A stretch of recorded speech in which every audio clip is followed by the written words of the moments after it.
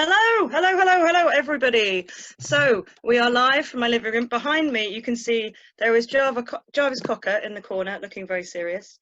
I have some bunting. I also have a very small little audience of creatures who have sat here. There is a real person in the room. Don't worry, I'm not alone today.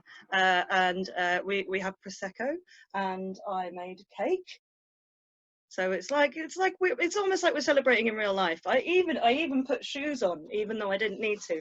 I put on big shoes, yay! Because I don't have to walk anywhere, so I can wear big shoes. Thank you so much to Kate. When I was thinking of who would be a good fit, I was thinking of somebody who had a book out and who might not have a launch. And Kate and me have worked together on a few things. I've spent at least 2 birthdays with Kate as well. It's lovely. My mum is also here, but you can't see her because she's on Zoom. But yes, she is also here. So I'm going to start off with a poem from Follow the Stag and Learn to Fly, which was a pamphlet that Kate published on 3 Drops from a Cauldron. And we're just going to start with that one, and then we're going to go through some other books. And I haven't even looked at the time yet, but I have now. So here we go. This is Follow the Stag and Learn to Fly. Follow the stag. He has hung stars from his antlers. He has leapt up and pierced the sky. His antlers are stained with stardust. He is as silhouette as the leaping stag on the road sign, on laminated signs. Be aware the sign of the stag. Beware the stag. Be aware of the stag. Be wary of the false stags and their fake stardust. Glitter is not stardust. Find the stag trailing stardust in its wake and using it to hover over lakes. Rake up the dropped stardust and learn to fly. So thank you, everyone. That was my first poem, and we are going to move on to my first Flapjack book, which was published about 7 years ago now, which is Livid Among the Ghostings, and features many wonderful illustrations from Sarah Peplow, who has also illustrated the cover for Jumping into Waterfall, and a couple of illustrations inside, very beautiful, amazing illustrations. And we're going to start with Captured by the Castle, which is a poem that was written inspired by a book by Dodie Smith called I Capture the Castle, and also my experiences of growing up in a big strange house in the countryside called Hill House. And here we go. I think I have tricked myself into conjuring bluebells. The carpeting in the woods that coroneted Hill House are cruciform folly now ghosting on Google Maps. Consider jumping the barbed wire fence where the pheasants skittered and gunshots ruptured to smear the sound flowers on my skin, cautioned by the scar on my thigh, a line to tell you where I hung once like the prey of a butcher bird. Thank you very much, and we'll move on to the next one. I have a list. So what was I going to do here? I was going to do one that I don't normally do, which is technically retired, and I may break my voice doing this one, but we will have a go at it anyway. And this is inspired by Allen Ginsberg's Howl.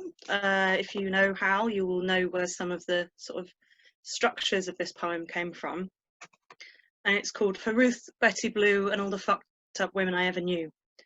Who has marked their skin and body with the darkness in their head, who has offered up their body for money and found it taken from their hands without payment, who has been there with the white walls and all that noise, who has felt trapped by their own skull, who has been beaten by the one they loved, who has offered their limitless love and found it rejected, who has been afraid to walk the city night despite lamplight, who has been made to feel their body is inadequate, that it makes them unworthy of ornament, who has changed their body, hair, skin, face, altered it so that you know how fucked up and ugly they feel, who has cried wolf, who has cried for help but too softly, who has been made to feel their gender is at fault, who has lost the plot, lost their keys, lost their voice, their face, their shoes, their self-respect, their virginity. God, who they seriously doubt exists,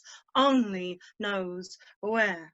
Who has abused pharmaceuticals, who has been abused by pharmaceuticals, white coats, nurses, police, and the rest, who has been to hell and back, who has been to court to point the finger, who has been scared and alone, scared in a crowd, scared in the sea, scared of their own grey matter, who has been blacker and blacker in thought than the sky at night, who has failed to see the beauty in simplicity, who has forgotten the laying on of hands can be comforting communication, who has wept and flooded the room and half drowned like Alice, who has fallen in like Alice, who doesn't think they deserve to bask in the sun like a seal bent on a rock, who does not think the world owes them anything, who does not think their brain, their witty, artistic, sarcastic, maladjusted brain is worth nothing.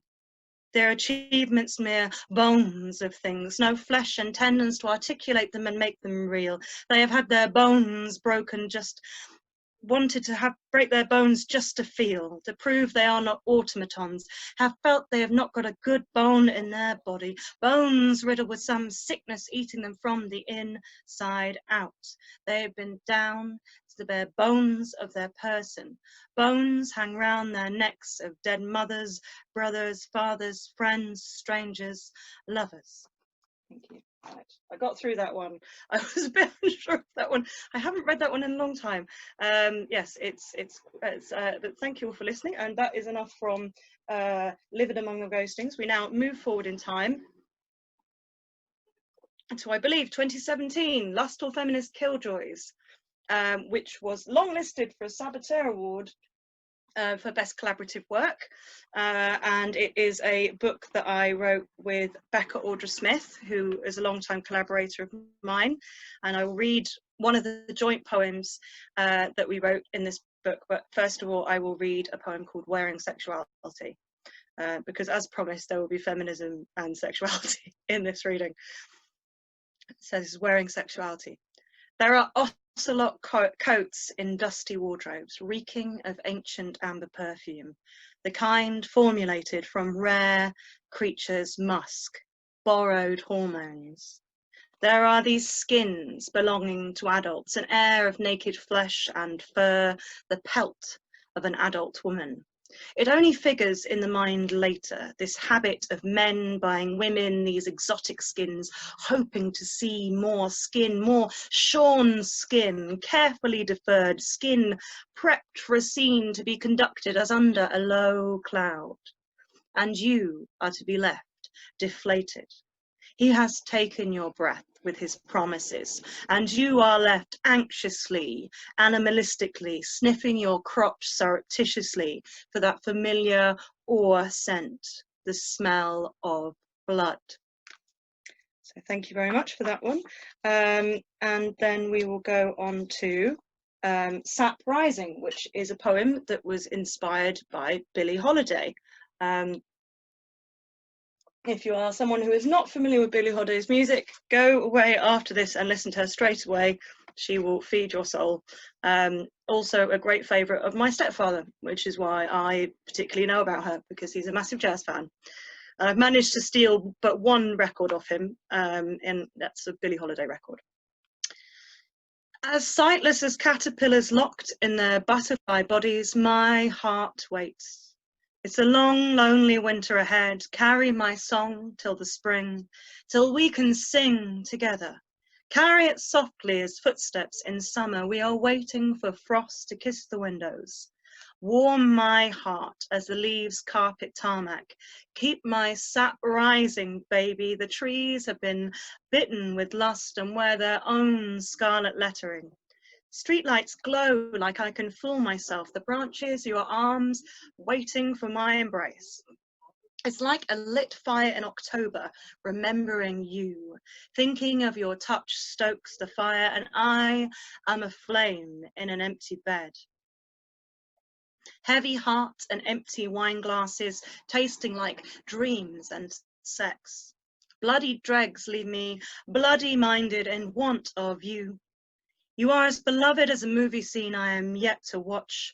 My cunt flickers at the very thought of you. Come wear out my mattress. Come break my bed, baby. I don't need sleep.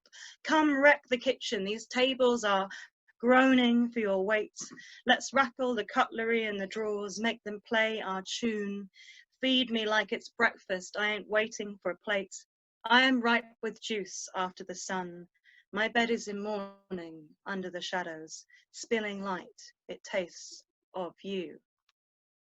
So that's one of the most unusual things about the book LFK, is that me and Becca had this process of writing poems together where you can't tell who wrote which line. So we would write them very quickly, rapid fire, via messages or in person. And I'm very proud of those, because I think that you can't tell who wrote which line, which is, I think, a good sign. And we are now, after I just wet my whistle, cheers to everyone who's here, and again thank you to Kate, and cheers to my mother, who is also here but you can't see her, and cheers to the real person who is also with me. So thank you so much for joining me today. It's really been a bit odd doing a launch but this way. It's not the way I would normally do it, but also in a way it's quite nice because lots more people can attend. Kate normally has a whole huge amount of children all demanding her attention, so it's quite difficult for her to come to things, so that's really lovely. And my mum is very far away in Norwich, and so lots of people from all over the place can come and listen to me, and that's a very special thing that I've held on to about this online launch, and the difference is that actually sometimes it can be good. So cheers to everyone, and we will move forward in time to now 2020 and jumping into a waterfall. And we will be moving on to the set from there. Right, so here we go. I thought I would go through it because this is another one of my collections that has sections rather than it being all one subject matter. So the first section is the Isles, which refers to the UK, Arran, islands of the mind, anything you can imagine. And the first poem I'm going to read is inspired by a musician called Bill Callahan, also known as Smog. And the title of this poem is also the name of one of his albums, called Knock Knock. So here we go. The day before the gig, miraculous, I get a ticket to see Bill Callahan, whose extension of vowels and sad, sexy songs have inspired my poetry for half a decade or more. After finding that copy of Knock Knock in the holiday rent Seabank house on Arran, among the incomplete Scrabble and VHS for films no one wanted to watch 20 years ago. In the crowd, there are couples all around me swaying together, and I realise you do not love me. You will never write me a poem. I regret my half dozen that poured from a heart too used to numbness, overexerted. I won't be telling you how Bill dances the awkward sidestep that is as unself-conscious as every other small movement he makes. The contortions of his face as he hits the notes. He moves hardly at all, and we are all hushed. I weep without wiping my tears. There are more to come, as he sings about love requiring brambles and obstacles. My brambles are too vast, my thorns too numerous for you not to be pierced by them when trying to reach the high blackberries of my lust. So thank you for that. That's one poem from there, and we'll be moving on to another poem. I was going to do the mermaid poem in this book, but it is quite long, so instead you're going to get a Selkie poem. So for those of you who don't know what a Selkie is, Sarah did a really, really good picture. So if you can see this is a very good explanation of what a Selkie is. It is a folkloric creature that is specific, well, I'm sure there might be other places, but specifically it's a UK creature. So England, Scotland, Wales and Ireland, anywhere around here with a sea has a selkie story, and selkies are seal women who remove their skins and become women. So this is Selkie Rages. I have an affinity with the mermaids and the selkies. My blue hair was a warning. I live with more than one self, unknowable as the sea. The only way I can be possessed is if you steal my skin, lock it away in a chest rusted shut by briny air. If you do this, I will resent you, bite you in the nipping way you don't like. Remind you, the other jaw was proficient in rending the flesh of a fish from its bones. My teeth could gnash right through you. I will no longer sing of the places beneath the waves only a seal's round eyes have seen. You will find a note someday, next to a receipt for a rowboat. I will return to the depths, even if you block my path. So thank you for that one, and that was a little bit of an intro to what selkies are. And we're going to move on to the nature section. And this poem, I believe, was first published by Kate online. It's called Thetford Forest. Those of you that don't know Thetford Forest, it's in Norfolk, and I grew up there, and this was an experience as a young child that I had in that forest. May, and it is boiling. My partner for orienteering has the map upside down, insists it is the right way up. As a result, we are dead last. Later, the headmaster has to find us on his mountain bike. The pines are very tall. At their height and concentration, they block out the sun for large distances. We are running into clouds of fat-bodied mayflies. It is too hot, and the map is upside down. I am trying to enjoy being lost. The serious injustice of knowing the map is upside down is filling my 11-year-old mind. At this age, being away from adults is thrilling. We are so supervised that any time to wander in places that are green and feel safe is welcome. This day, there are thick clouds of fat-bodied mayflies that I have swallowed, and the map is upside down. So there we go, that's experience of being in a forest. And then we're going to move on to another one of the musically inclined poems. This is inspired by Kate Bush. I feel like it might be rather obvious which song it is inspired by, because it's called In the Trees. I have never thrown my shoes in a lake. I have had them thrown and attempted to retrieve them in a late summer muddied lake edge. The mud was thick, smelled good and clean. I have waded into lakes barefoot and found the algae, toes alive and fondling fronds, underwater, clung to me. The white feet that lurked underwater are white, too white for lakes or sun. I have swum in lakes, felt the stillness of the water undisturbed by tides on my flesh. And it was calm, and the fish were pulsing things, silvery things.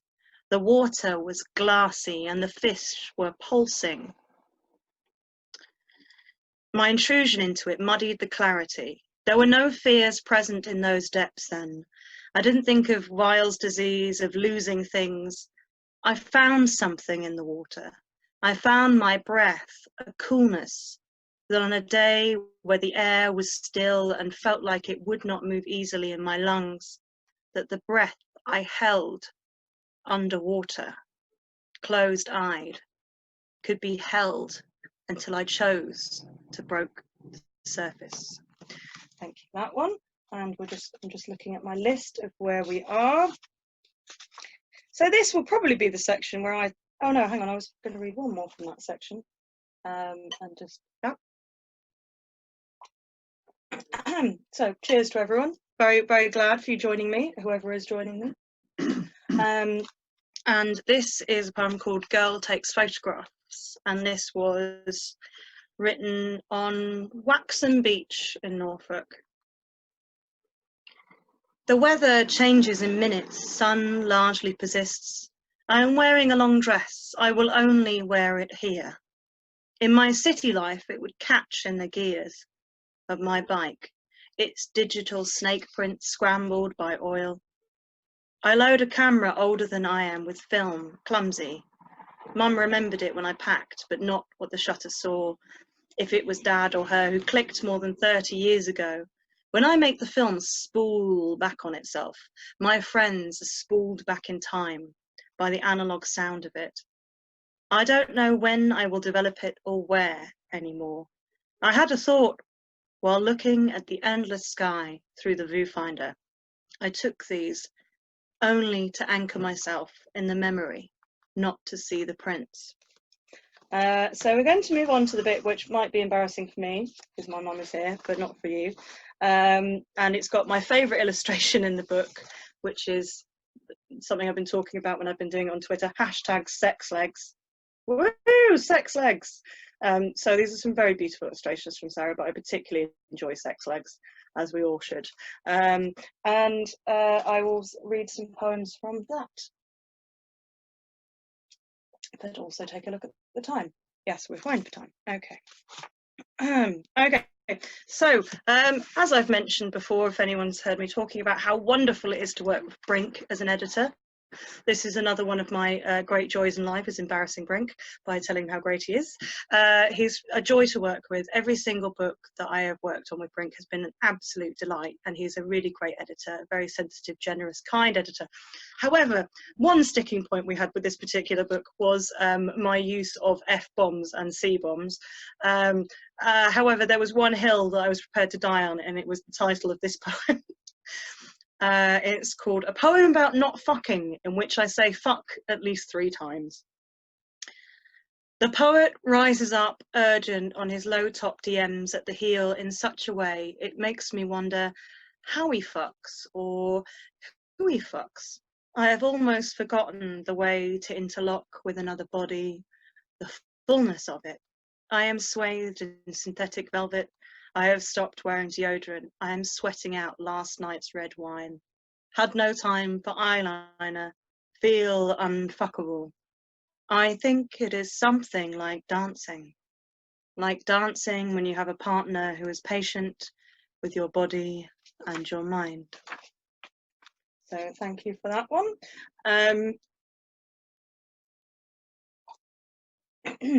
So I know there's this thing about dreams supposedly being boring in poems, or other people's dreams being boring to hear. I find them fascinating. I love knowing about other people's dreams. So I write about my own dreams. I have a little thing behind me that says dream. So this is a poem that was directly from a dream. It's called Opening Your Heart Isn't a Test You Can Fail. Last night you made my heart beat fast from something other than lust, yours keeping its usual time, rib confined, slowed mine with my ear to it. Later I dreamed my body was covered with someone's scrawl, exam notes on my generous thigh that would not wash off, stained by a cheat sheet in a subject I have never studied. Figures shakily looped my chest, stringing each other along above my breasts, tenuously joined as my fear, greediness for intimacy. I did not remember being inked. No one could recall me being unmarked.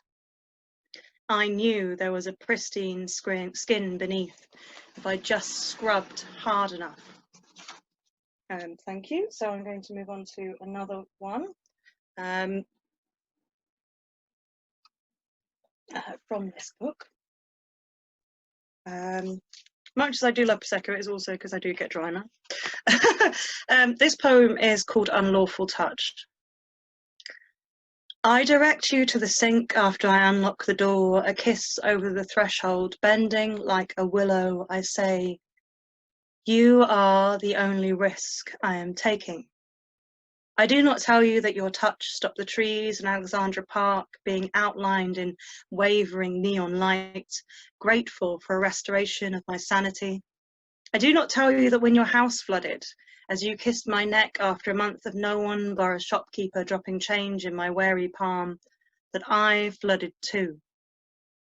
The nights you are not here, I sleep with a pillow nestled in the delicate spot at the base of my spine, a second cradled right foot over the left, the way we dream, layered over one another, like the pages of this book. So thank you very much for that. We're going to move on to the next section. So this is the well-being / mental health section, which is an important section, I feel, in lots of poetry books. So this one is to do with gender politics, as quite a bit of this book is, I guess you could say. All of my books are somewhere about this. This is called Post Night Bus. Hair reaches his collar like the last guy I took to bed, my height or less in baggy peach trousers. He staggers, centered, down the road. I have concern for his wayward movements, waver between worry he might fall or that he will start to pay me more attention. This is how it is to walk through the night as a woman.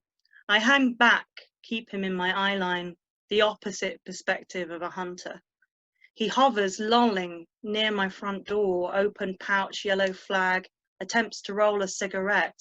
I wait across the street, try not to reveal which place is mine, flicker my gaze from the bathroom light I left on. This game of subterfuge was tiresome at 14. At 33, a tall acquaintance watched till my bus arrived to see me safely aboard at Piccadilly. The reasons why hung like clouds full of next week's promised snow, that ache in my brow bone when the air pressure builds. We never need to name the dangers. The gender chasm yawns between us at 1:30 in the morning. His nonchalant walk home, my anxious trot and stop behind this guy I might have got on with if introduced at a house party. The way a sloppy, drunk man can turn on you, transform from stumbling fawn to rearing stag. All my narrow escapes spun into deprecation after I locked my door, soothed myself with sugar and snow leopard pyjamas. So we are returning to Hill House, which was the real name of a place I lived. This house no longer exists. When it was sold, it was demolished, so it exists now in poems. So yeah, this is When I Slid Sideways on the Windowsill of Hill House. And notable mention for this is that it was written in a workshop that Shirley May of Young Identity, and an incredible writer in her own right, not just an awesome facilitator, she's an incredible writer, gave me a wonderful quote for the book, and a great workshop facilitator. So this is When I Slid Sideways on the Windowsill of Hill House. There is the heady smell of high summer and dozens of rabbits running in the field, avoiding the small square of dim light from my window. There's a peacock on the porch at the other window. I know he's there, though he is thankfully silent for now. I am wedged on the wide windowsill. This house has a solidity I found hardly anywhere else. The sense of lives imprinted on the handmade red brick, its previous incarnations ever present. A sanatorium, thought of mass sickness, death, sanctuary. It is still dark, but won't be for long. The air is temperate. I am agitated and can't sleep. I don't know why yet. I smoke because I mistakenly believe it calms me. I have the feeling of breathing in smoke to stop up my mouth, to stop something terrible coming out. The agitation and unrest I increasingly feel is still here with me. And all those voices, I believe, later given names and brought out into the light of day, erroneously. So that was that one. And one more from this section. So this is one of my mildly sci-fi poems, which I've written quite a few. This is How to Live in an Alternate Timeline. You have no ache in your shoulder, wrist and elbow. You never snapped your arm in two. The dead you mourned walk amongst you, and you don't know how to tell them You miss their walk, the way their face moves. Some of your books are missing. You can smell the yellowed pages. There is a stranger in your bed who acts something like love. You made half the same mistakes. Some of those had to be done. There is no scar on your thumb. You don't know whose hands these are. In the other place, this was a sign of decline. Here is just the price you pay for having slipped sideways. So I was going to read poems from the section on loss. And this is a poem that I wrote for my mother. It is late and I am too tired. I splash boiling water on my right hand, the one I write with, an agonizing realization. Swear, shake, turn the cold tap, try and count. Remember my mother doing this, being strong enough to keep holding it under the water even when I said it hurt. I remember my mother tending her gardens, giving me names her mother gave, bread and cheese blossom, teaching me how to plant a seed and watch it grow. Her delight in watching me discover those carrots of mine, swearing at the hordes of pigeons to get away from her carefully planted onions. She taught me to knit many times, could never cast on, handed her the needles to start me off, till I took my knitting with me to the ward, a small distraction from the oxygen mask, to watch me rather than talk. Now she's given me her needles to save her hands. You're pleased to know that my mother does still knit on occasion, thankfully, when her arthritis is not too bad. And she's much better than me at it. And I am going to do a couple more from here. That was it. Yes.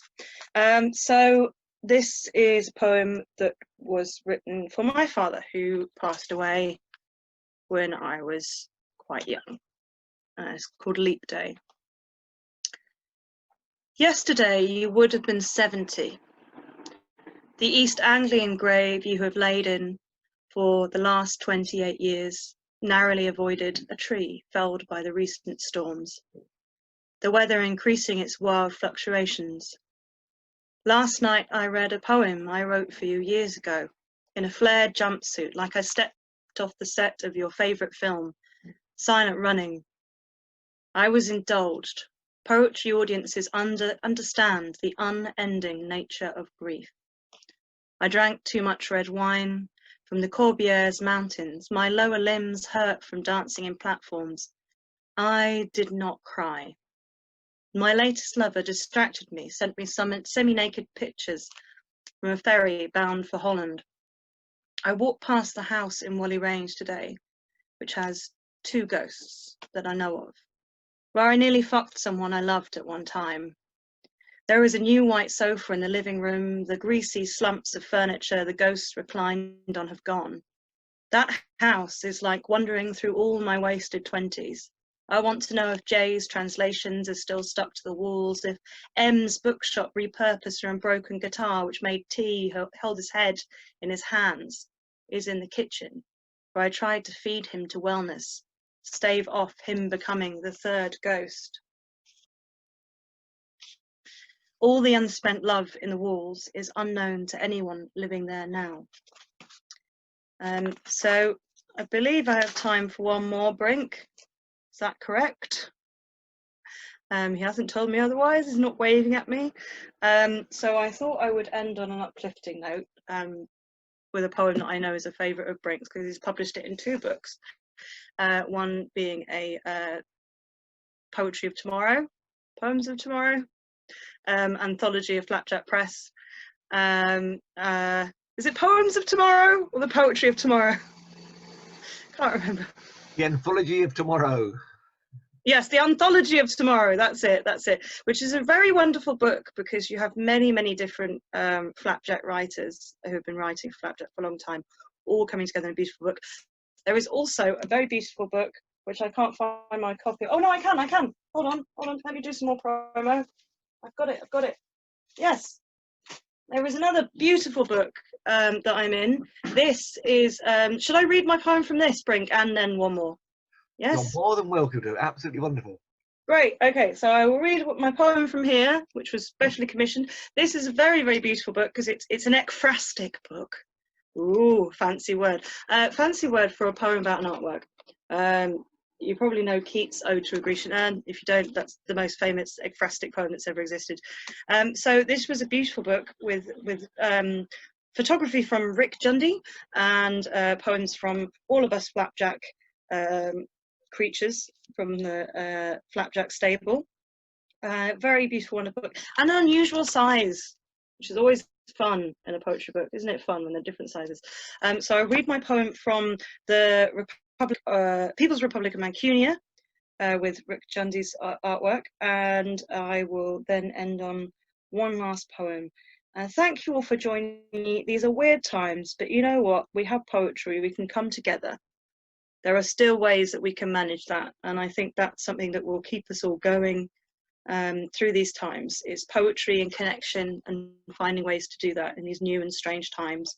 You know, I finished this book during lockdown, and I did in the sort of dedication is aside from personal dedications, it's this book is for everyone who feels marooned on their own island, and I feel there's a little bit of all of us feeling like that at the moment. I'm just storing time because I can't find my bloody poem. Sorry, I'll get there in a minute. Nearly there. Is it in the back? Where's the thing? Oh, it's in the back, of course. Yes. No, this is a very beautiful book, and just in case you get confused, there is a wonderful index in the back. It was just me being silly. Naturally blonde, that's my excuse. So there we go, 44, it's me. And I got this rather wonderful picture. I really like this picture with all of these lovely reds and things in it. I thought it was a really cool picture. So this is Crossroads. This is an eyeless corner of Manchester. My blues have seen nothing beyond the red terraces, unfurling leaves, hungry ducks of Whalley Range in weeks. This bustle is unfamiliar and panic-inducing, bathed in Crossroads shadow, looking at a square of light, a vital window. Now we are separated. I cannot remember when I last saw my own shadow. The way I played with it at dusk as a child, stretching its limits. I have become a stranger to another part of my past. I linger outside unwary, pausing intently for a sign to turn into Crossroads shadow, towards a wanted smiling face. I will wave to my other self. So thank you very much for that, and we will have one last poem. So this is a physics-inspired poem. Ooh, exciting. I think it was an NaPoWriMo prompt to find something like that. It was inspired by a Guardian article talking about physics and explaining that there is no such thing as a past or future. There is just now, and then now, and then now. And I thought, oh, that'd make a good poem, wouldn't it? So we will end on this poem. Thank you all so much for joining me. I believe this video will be available for a little while on the Facebook page afterwards. So anyone who's missed it, this is a thank you to you watching it later on, but thank you all who's watched it at this time. And this is now. There is no such thing as past or future. We are moving through the everlasting now. There is a now when my hair shone long to my waist. There is a now coming up where I will need to pare my nails, the upturned toes hitting the inside of my black leather Converse. There is a now when I woke in the arms of someone whose heart was perfectly joined to mine for a given unit of now, however impossible that is. There is a now when my skin healing capabilities will slow. The burst blister on my heel took less than a week. That now is not now. There is a now when my skin will no longer feel soft after I brush it in the bath, and I will not smell the roses. There is a now where I will get a geometric shape burned on me having missed a patch with SPF. There is a now when I will have finished writing another book of poetry. If I close my eyes, I can see the outline of it like persistence of vision. There is a now when I will see stars in bed again. There is a now where I will successfully paint my fingernails. There is a now where I will cycle for an hour with ease. There is a now where I'm drinking chamomile tea. This now occurs often. There is a now when I will sing on stage again. So that's a good night for me, and another, just a further round of applause for Sarah Perplow's beautiful illustrations and the Selkie. Very much appreciated. So it is, all be kind to each other this evening, and support small presses. So